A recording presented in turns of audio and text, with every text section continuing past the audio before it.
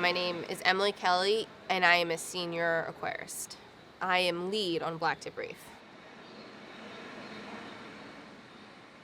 There's over 80 species in Blacktip Reef.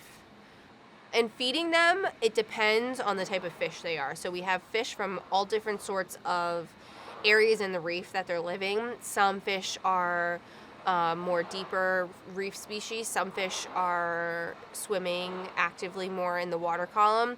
So we use that as how we're going to best feed them. So fish that are living more on the bottom, we're going to add more like crabs and clams to the diet so they can, just pick off of that.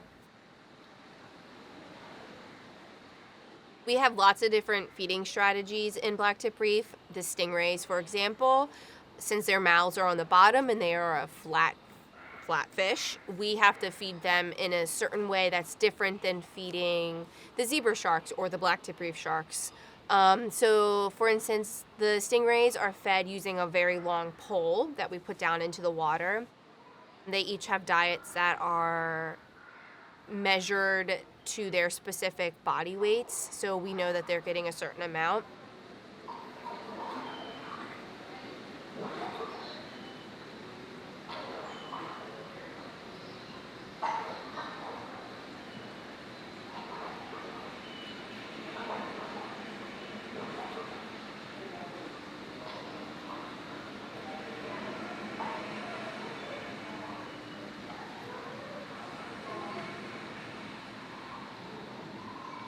Each animal is different, and each animal has their own quirks about them that you really don't know until you start to work with them daily.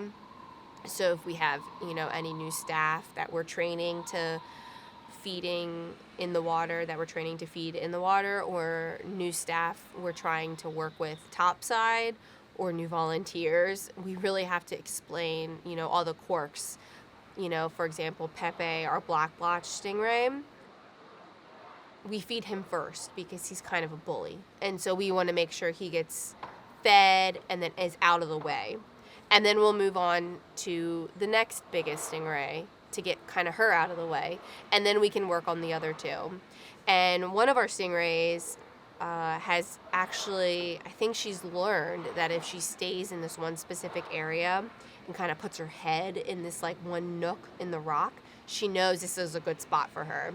And so she'll sit there and wait, and we can easily put the food down to her, and she gets it without having to compete with the other stingrays for it.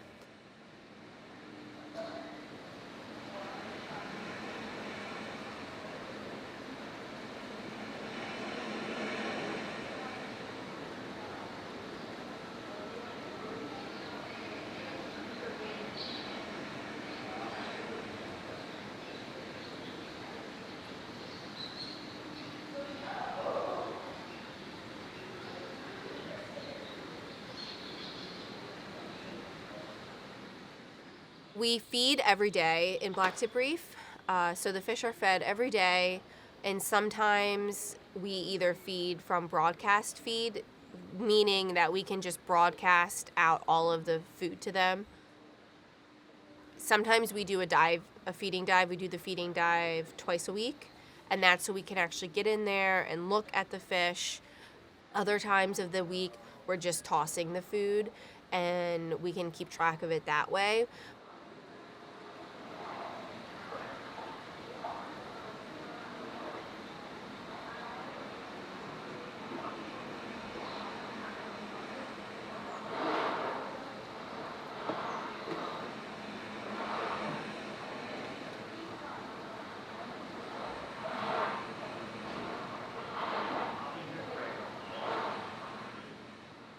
Some of the fish we do have in Blacktip Reef are predators, meaning like the groupers and snappers are predatory fish.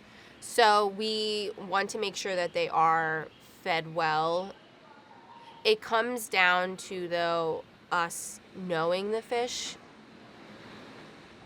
The bigger fish, I think, are pretty used to us feeding them, that it's almost like if I were to hand feed you every day or just, prepare your food and give it to you, you're not going to then be like, okay, I'm going to go out and find my own food. I know I know I'm getting fed every day, so I'm not going to worry about finding my own food. So it's kind of that same principle. It's energetically easier for them to eat the food we're giving them. And so they're not going to work very hard. They're going to be lazy and choose just to eat from us because it's easier for them. So people think that sharks need to eat all day, every day. But really, our blacktip reef sharks are only fed 3 times a week. And it's up to them if they want to eat or not. And of course, we're tracking them every day, so we know who is eating when we offer them their food. And the only reason they're eating 3 times a week is because their behavior has told us they don't need to eat more times than that.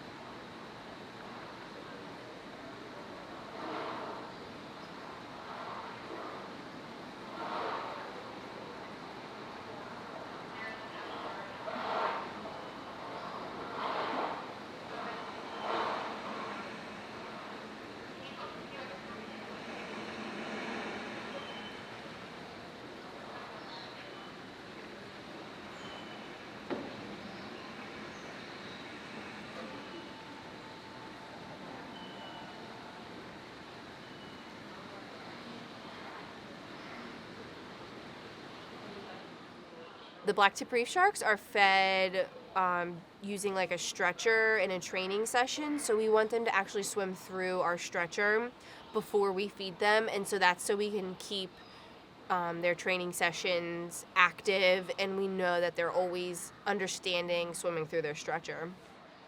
Other fish we can just broadcast, which means that we're just tossing the food out to them. So that is really for like your larger reef fish, your groupers, your snappers, your surgeon fish. Some of our other animals, like our eel, we actually have to go into the water, go to where the eel lives, and use some tongs to tong feed. What we call is tong feeding, and that's really to protect us. And then the eel chooses to live in a real like tight and enclosed area, so that way we can get food to him. And the zebra sharks we can feed in the water. We choose to feed Zoe in the water and topside. That way she's used to divers being around her, but also we can feed her from the surface, so we can use a couple different strategies for her. Same thing for Zuri. Zuri, the zebra shark, she's also hand-fed in the water, but then we also feed her from the surface using tongs. And then this allows us to incorporate different training techniques.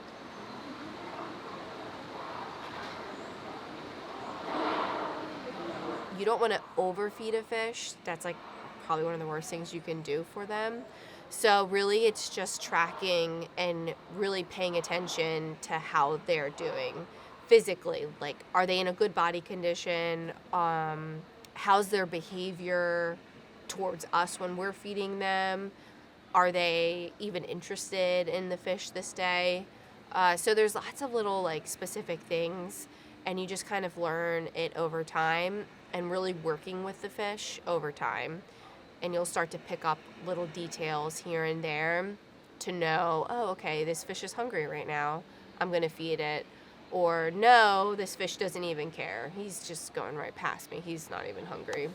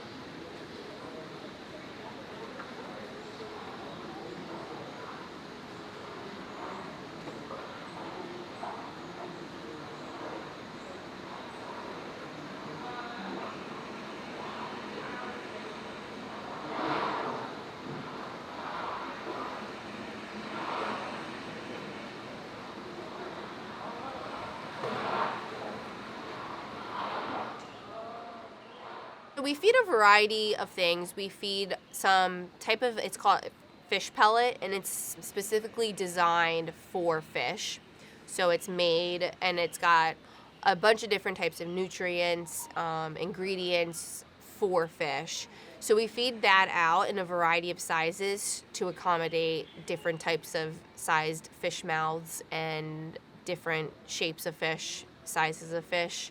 We also feed out clams and crabs and mussels, and so this gives us, for the fish that need a little bit extra time to pick on things. And then there are types of fish that's just the way they eat, is that they come and graze over time. So the crabs and the clams allow for us to have them graze.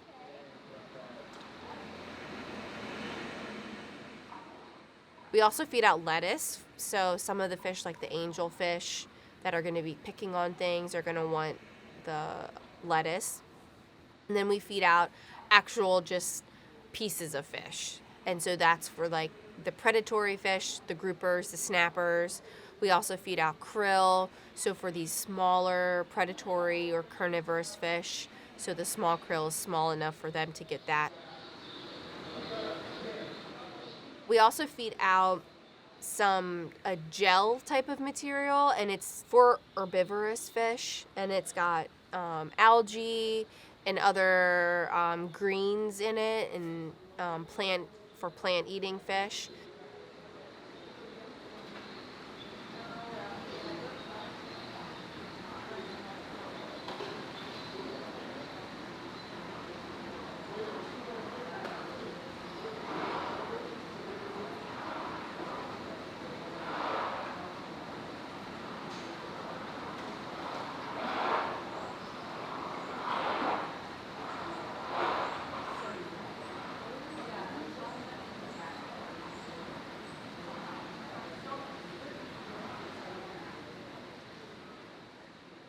When you first go down to feed the exhibit and you see how much we feed them, you're really like, a lot of people are surprised at, the amount of food we're actually feeding out. If I were to show you how much food, you would probably be like, that's all the food that they need. So I think a big misconception is how much fish actually need to be healthy and survive. They don't need as much as you would think, and you actually don't want to overfeed a fish. It can be very detrimental to their health and well-being.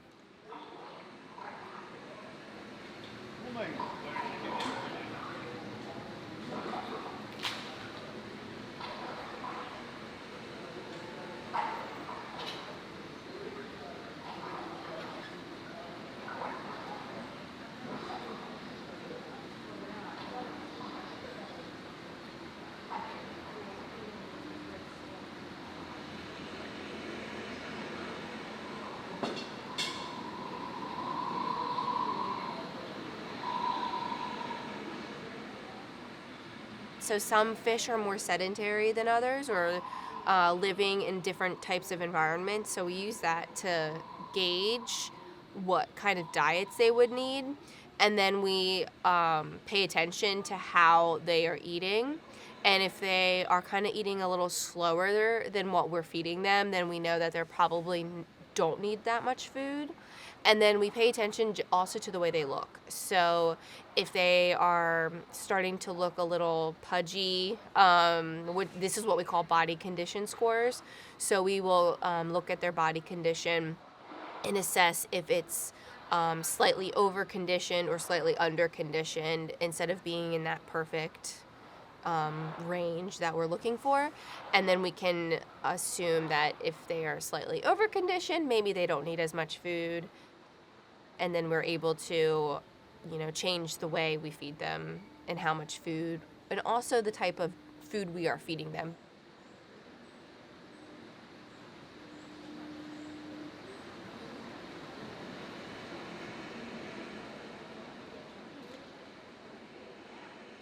When you're out on the actual reef and you're looking at these fish in their natural habitats, the fish are going to be much thinner compared to an aquarium fish. An aquarium fish is going to naturally be a little bit more overconditioned because the food they're getting is just more nutritious, and it's designed to feed them differently than these fish in the wild.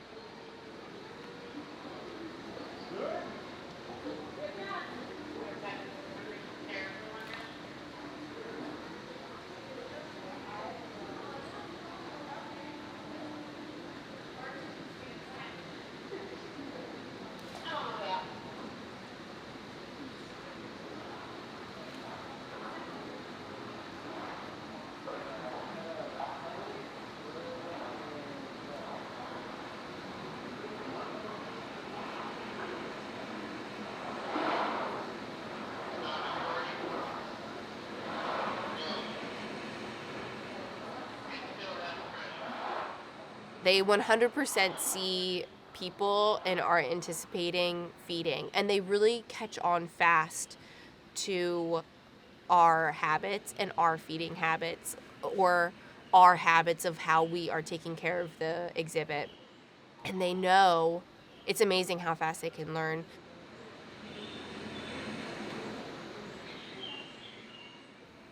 I'm always like, I know they can't tell time. They don't they don't have the intelligence to tell time. They don't have a clock they are visibly seeing, but their internal clock telling them, oh, feeding time. I mean, it's amazing how well they can get used to our feeding habits.